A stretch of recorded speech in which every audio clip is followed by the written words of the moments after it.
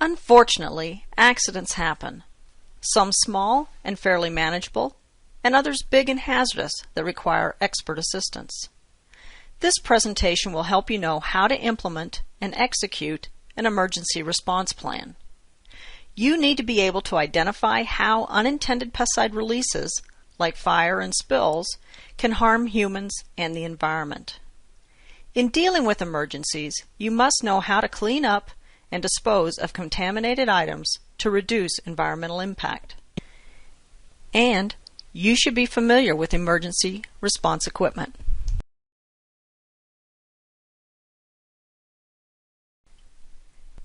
Be prepared. The more prepared you are to handle an emergency, the faster you can react and reduce impacts on human and animal health, and reduce impacts to the environment.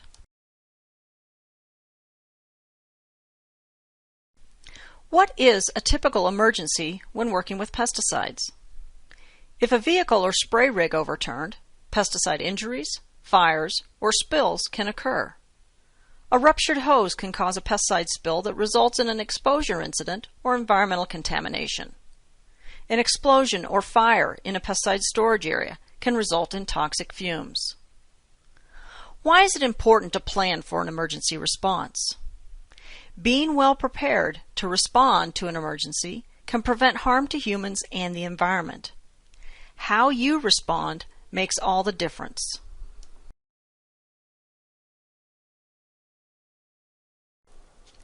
Designate an emergency coordinator for the emergency response plan. Your plan should include a list of agencies to be notified, including the contact person. Have phone numbers for the local emergency planning committee, police and fire units, and the local paramedics and hospitals. List the chemical manufacturer's contact information for the pesticides used. Include agencies that are responsible for pesticide containment and hazardous waste cleanup. Don't forget to protect yourself and your assets. Contact an attorney if there is an emergency involving pesticides.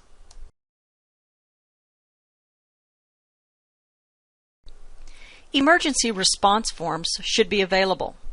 Report the information about the incident on these forms and keep them with the phone number list.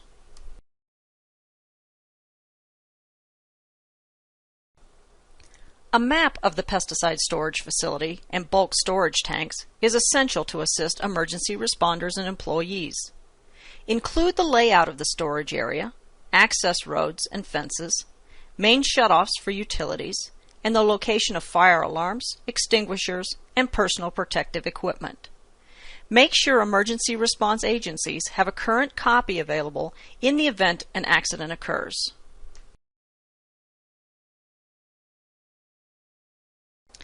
Provide the emergency response agencies with an area map that directs them to the pesticide storage facility without delay.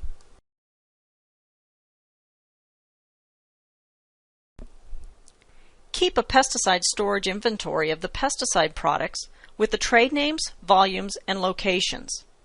Also keep copies of labels and MSDSs and your personal protective equipment available, but don't house them in your storage area. Keep emergency equipment handy anytime you're working with pesticides, like tools for building dikes and digging trenches, containment and cleanup supplies, as well as a fire extinguisher and PPE.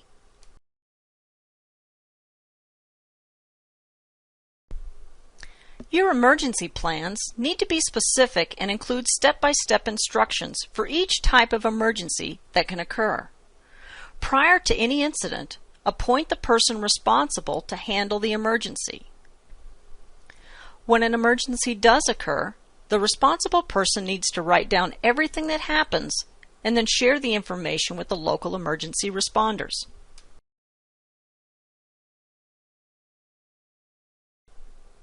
It's important to understand that pesticide fires can occur, but there are considerations that can help avoid pesticide fires.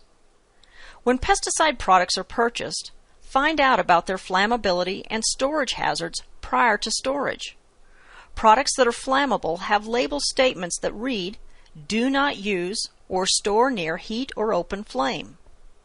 Products that contain oils or petroleum solvents generally have flammability hazards. If a pesticide fire occurs, there are obvious potential hazards. Highly toxic fumes may be given off during a pesticide fire. These vapors or smoke can harm firefighters, people, animals, or plants. After the fire, there may be pesticide residues in the debris and soil. The water used to quench the fire can result in toxic runoff away from the site.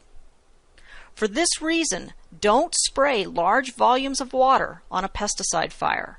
Let it burn.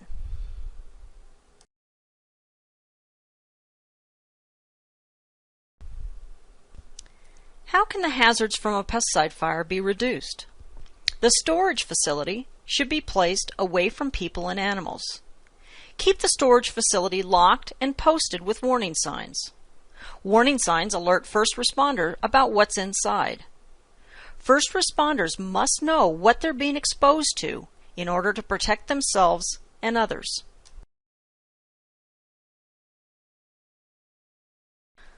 Store combustible materials away from heat sources. Don't let sunlight beat down on glass containers. Make sure fire alarms are installed, maintained, and working properly. Use foam-type fire extinguishers for chemical fires.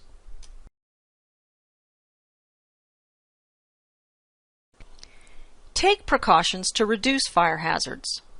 Provide the fire department with the location and facility maps and the pesticide inventory. Develop an emergency plan, designate a coordinator, and train employees on how to handle an emergency. Keep an inventory of the pesticide products in the storage area.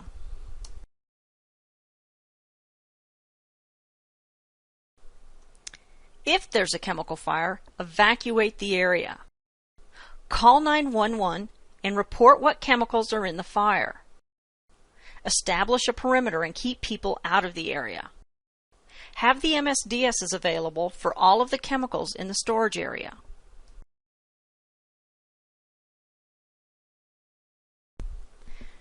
There are emergency procedures that can be implemented for small fires. Contain the fire with fog, foam, or dry powder. If there's only water available, use a fine spray or fog, not a strong stream that can break bags and glass, spreading contamination. If water is used, contain the water in spilled chemicals. Don't allow runoff.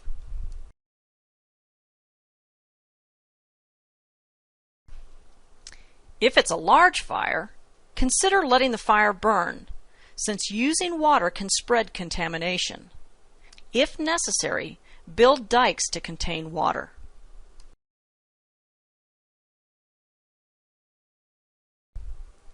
After a pesticide fire, clean or dispose of all clothing. Anyone involved in the fire should shower thoroughly. Leave the fire site for cleanup until after it's cooled.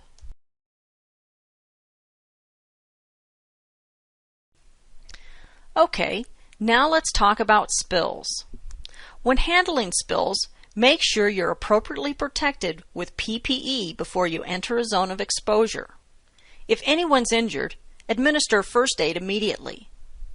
Then, remember the 3 C's for spills: control, contain, and clean up the spill.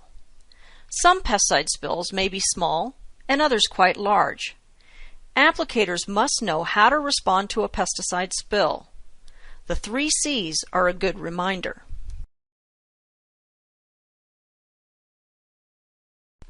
Control the spill. Stop the leak. For example, if a container is turned over, right the container so that it no longer spills. If you have a container that's leaking, put it into a larger container. If that's not possible, try to plug the leak. Make certain to wear personal protective equipment when managing a pesticide spill.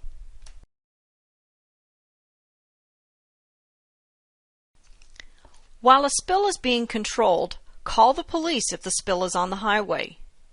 If the spill can impact water, call the appropriate state agency.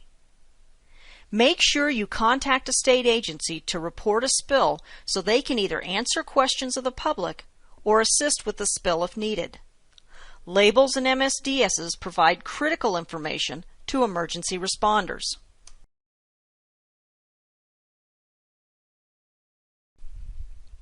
If it's a large spill, send for help. Don't leave the site unattended. Prevent people from entering the contaminated area.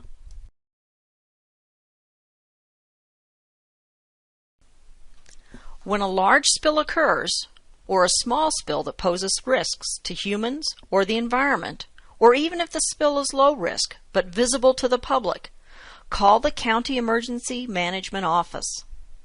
For emergency response information and technical assistance, call Chemtrec 1-800-424-9300.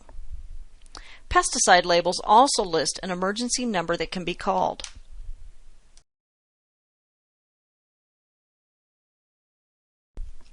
Prevent pesticide exposures by roping off the contaminated area and keeping people out. Create a 30-foot perimeter around the area. Avoid contact with pesticide drift or fumes from the spilled pesticide. If the material is flammable, don't use flares. Consider downwind areas and evacuate people from those areas since they could be exposed.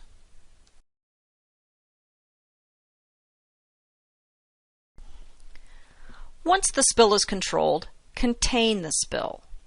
Build a dam or dike around the spill with materials from the spill kit to prevent the spread of pesticide out of the spill area. For large spills, this can be quite the undertaking. The top photo shows containment in a river just downstream of a spill to prevent any further downstream contamination. Spilled pesticide should never enter water, including sewers and drains.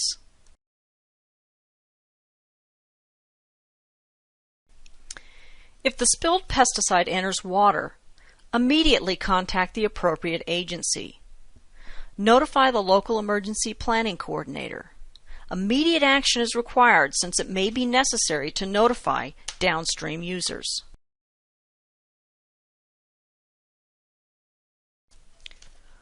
For spills on non-porous surface, like a containment pad or storage room floor, spread absorbent materials over the spilled pesticide.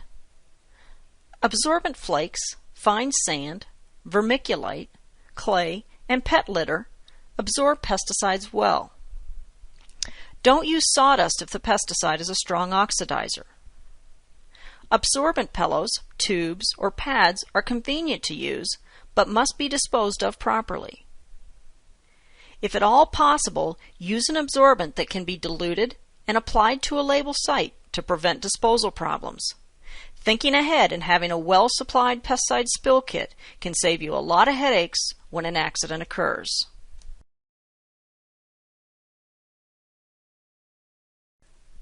Spilled dust, wettable powder, and granular formulations can be lightly misted to contain it, or you can cover it with plastic.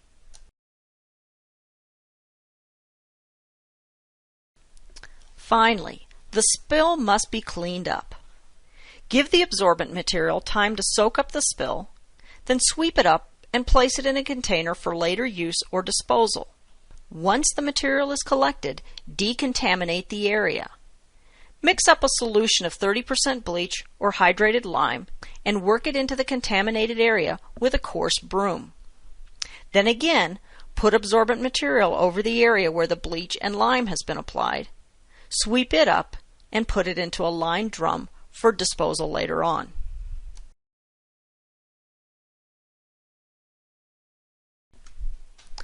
Always wear personal protective equipment when cleaning up pesticide spills. When decontaminating the spill area, do not use bleach and lime together. It may be necessary to repeat the application of the bleach or lime to thoroughly decontaminate the area.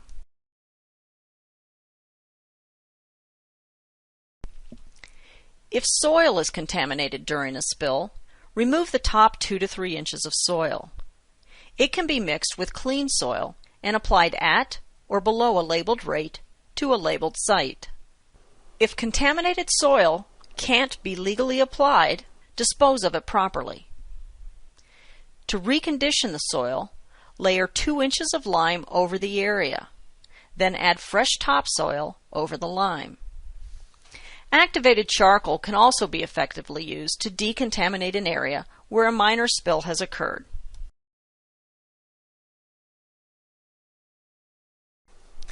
Contaminated equipment is another concern.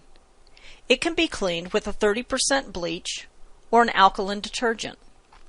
Wear personal protective equipment during the decontamination process. Never mix bleach and detergent. After the pesticide spill's been cleaned up, discard brooms and any clothing or materials that may have been contaminated. Disposable personal protective equipment or any PPE that's been highly contaminated should be disposed of as household hazardous waste. Wash, wash, wash thoroughly with soap and water to remove possible pesticide contamination that may have occurred during the cleanup process.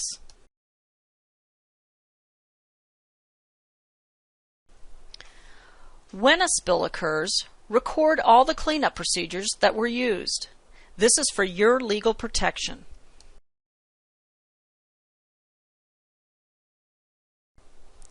Keep records of all activities that were conducted during the emergency, including conversations with regulatory authorities, emergency personnel, and the public. Good documentation is critical. Your records show clearly how emergency response progressed and how you acted in the best way possible to protect people and the environment.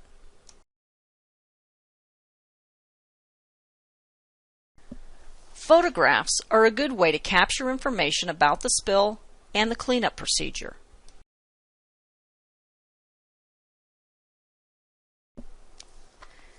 Spill prevention is the key to dealing with spills.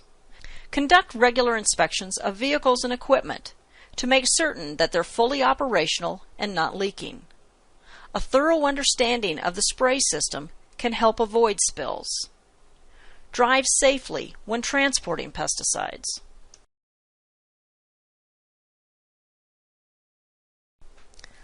Always keep a spill kit accessible when using pesticides. Have a spill kit near the pesticide storage area and in vehicles that transport pesticides.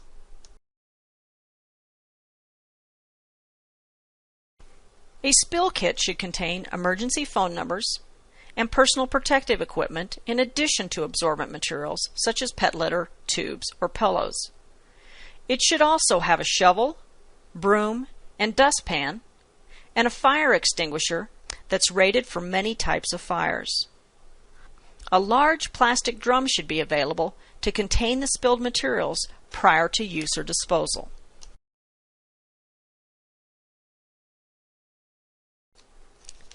In summary, it's important to develop an emergency response plan and thoroughly train all employees on how to respond to an emergency. Remember that some products are highly flammable. When a pesticide spill occurs, follow the 3 C's response plan: control, contain, and clean up the spill. Preventing an emergency is the best solution. Always keep a spill kit handy when working with pesticides.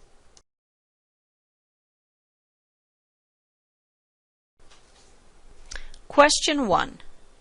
When responding to an emergency, the notification call should include what information? 1. Name and callback number of the person reporting the incident. 2. Precise location of the incident. 3. The exact name, quantity, and classification. 4. The extent of any injuries. Answer A. 1 only. B. 1 and 2 only. C.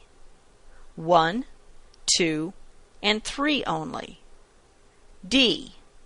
1, 2, 3, and 4. Answer D. All of the listed information should be reported.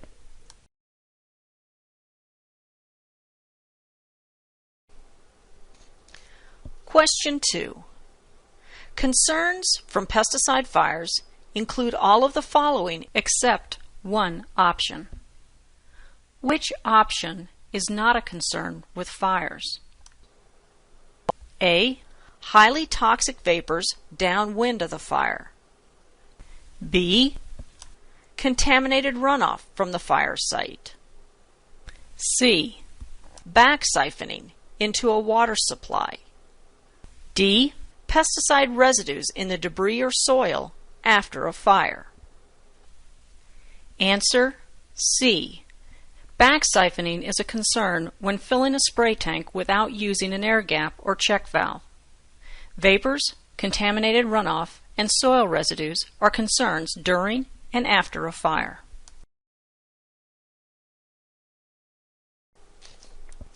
Question 3. Which of the following should be the first action in response to a pesticide spill? A. Dispose of contaminated absorbent material. B. Spread absorbent material over the spill. C. Decontaminate the area where the spill occurred. D. Stop the leak or spill. Answer D. Control the spill first, then contain it, and then clean it up.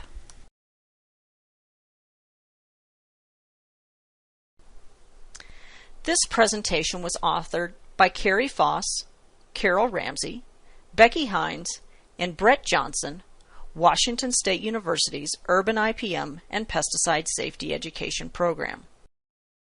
The illustrations in this presentation were provided by the University of Missouri-Lincoln, Virginia Tech, the Washington State Department of Agriculture, and Washington State University. Presentations were reviewed by Beth Long, University of Tennessee, Ed Crow, Maryland Department of Agriculture, Jeannie Kasai, the U.S. EPA, and Susan Whitney King, University of Delaware. Narration was provided by Carol Ramsey, Washington State University, Urban IPM, and Pesticide Safety Education.